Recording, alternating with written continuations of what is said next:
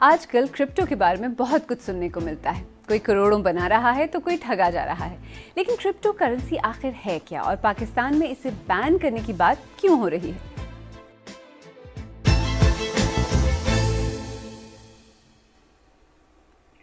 मेरा नाम आलिया नाज़की है और आप सरबीन देख रहे हैं, वो प्रोग्राम जिसमें हम उन कहानियों को समझने की कोशिश करते हैं जो आपके लिए अहम है।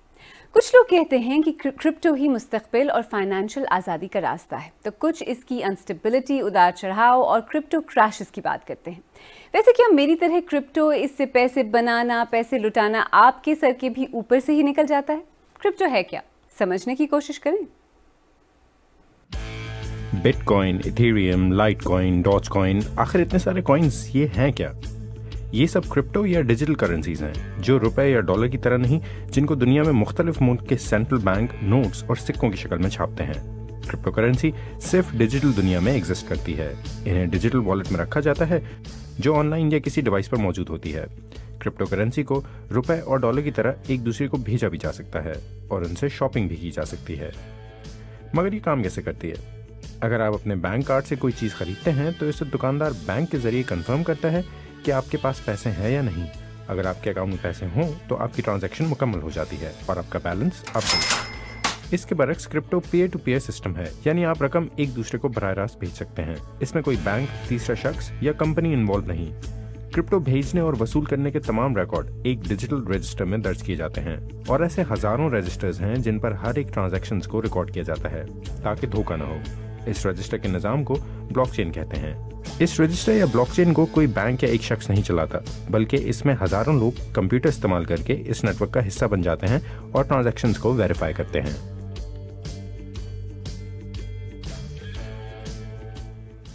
वैसे क्रिप्टो आपकी समझ में आ भी जाए तब भी इस बात की कोई गारंटी नहीं कि इससे आपको फ़ायदा ही होगा। लेकिन बिना समझे पैसे लगाना हमेशा प्रॉब्लमैटिक होता है। अच्छा जी, 2019 के एंड की स्टोरी है। एक टोकन था, कुछ अरसे, कुछ महीने सही चला। उसके बाद उसकी जैसे जैसे लोगों ने फिर उसमें से पैसे निकालने शुरू किए, उसके ओनर्स बड़ी बिज़र्क तरीके से उन्होंने पैसे खर्च करने शुरू किए अपने ऊपर, कंपनी के ऊपर। तो उसकी प्राइस अप्रिसिएशन क्या, वो तो डिप्रिसिएशन होनी शुरू हो गई। अल्टीमेटली हुआ ये कि एक साल के अरसे के बाद बड़ा दिलगुर्दा जो है वो ख़राब करके तकरीबन ऑलमोस्ट अराउंड 50% मैंने लॉस किया उसमें। द लेसन वाज कि जी बग़ैर रिसर्च के आप कुछ भी काम नहीं कर सकते हैं। काफ़ी कुछ देखने भालने के बाद, कुछ ग्रुप्स ज्वाइन करने के बाद, लिखत पढ़त करने के बाद, then I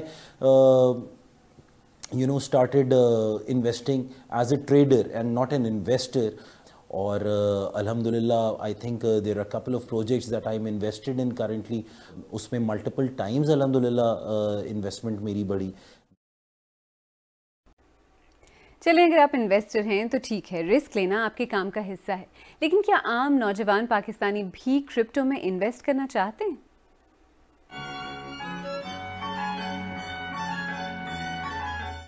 I have heard about it a lot और बहुत सारे मेरे फ्रेंड सर्कल में और मेरे रिलेटिव्स, उन लोगों ने क्रिप्टो में करेंसी में काफ़ी इन्वेस्ट किया है and they are making good profits out of it. In fact मेरे जो फैमिली में जो लोग भी हैं जो अपना इंडिपेंडेंटली फाइनेंशियली अर्न कर रहे हैं वो ज़रूर अपना कर रहे हैं, बट मेरा नहीं ख्याल कि मुझे फ़िलहाल करना चाहिए।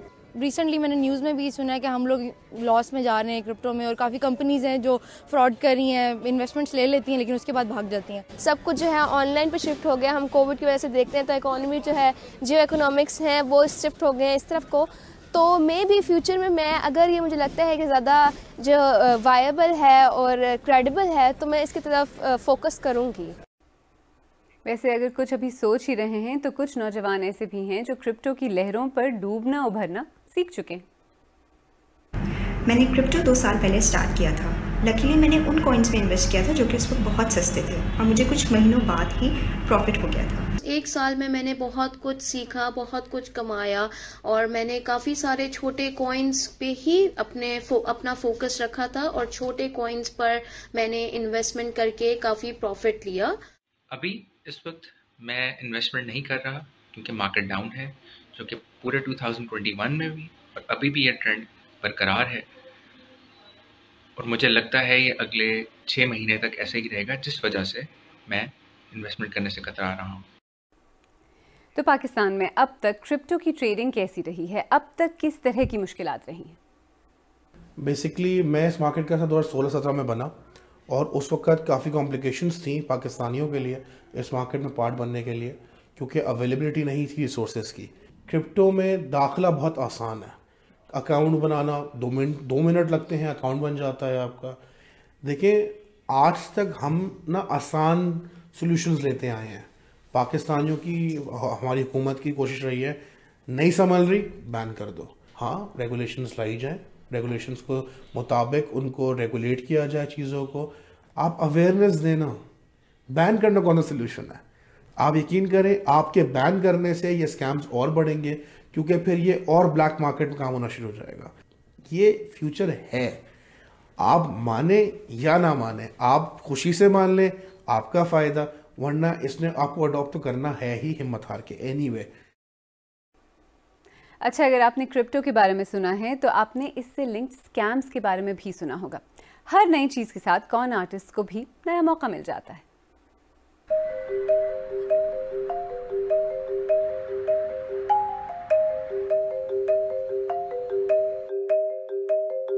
हाल ही में FIA ने एक ऑनलाइन फ्रॉड की निशानदही की, जिसके तहत क्रिप्टो करेंसी का लेन देन करने वाली कई कंपनियों ने हजारों पाकिस्तानी अफराद के पैसे हड़प लिए। अब यहाँ पर स्टेट बैंक ऑफ पाकिस्तान का 2018 का नोटिफिकेशन भी सामने है, जिसमें काफी वाज़ेह तौर पर स्टेट बैंक ने पाकिस्तान में क्रिप्टो करेंसी के लेन देन से मना किया है।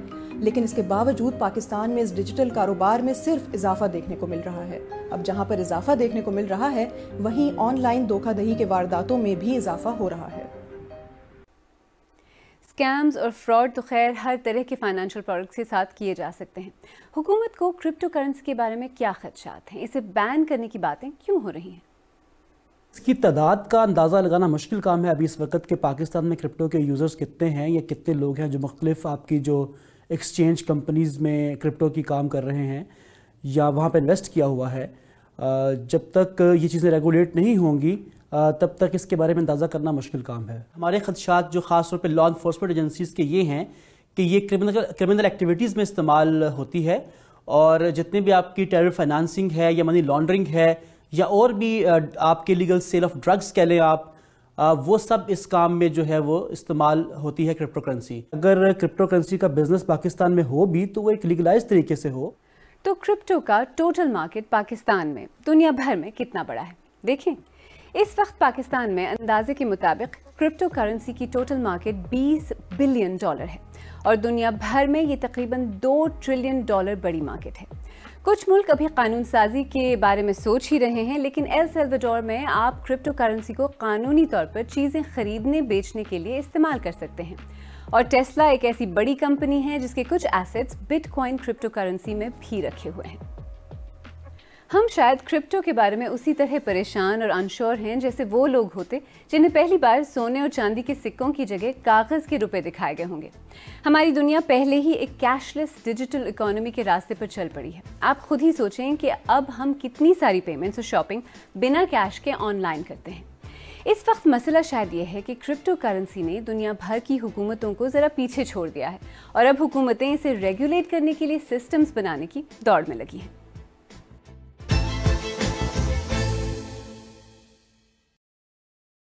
अगर आपको हमारा प्रोग्राम पसंद आया तो हमारे YouTube चैनल को सब्सक्राइब करें, बेल आइकॉन पर क्लिक करें और प्रोग्राम का लिंक अपने दोस्तों के साथ शेयर करें। और आप सरबीन की पुरानी किस्तें देखना चाहें तो यहाँ क्लिक करके भी देख सकते हैं।